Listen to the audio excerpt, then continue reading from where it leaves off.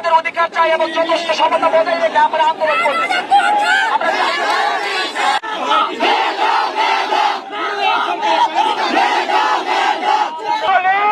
আমাদের কোনো ক্ষতি করতে পারবে না।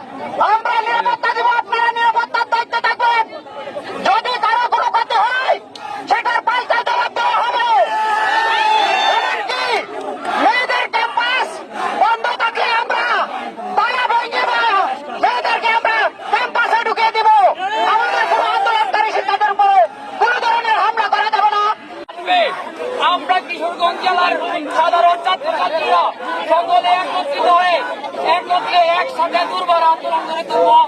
সকলে যত ছোট বড় গ্রুপ আছে সব গ্রুপগুলো সমন্বয় করে কিশোরগঞ্জ কলেজের মাঠে আগামীতে আবার কঠোর আন্দোলনের ঘোষণা করা হবে।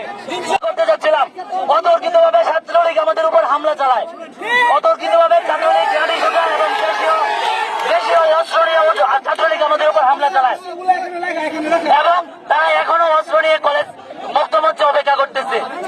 আমরা দাবি আদায় না হওয়া পর্যন্ত রাজপথ ছেড়ে যাব না।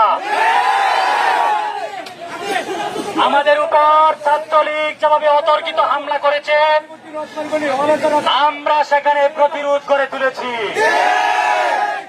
বাংলার দামাল ছেলেরা প্রতিরোধ করতে জানে, বিজয় ছিনিয়ে আনতে জানে।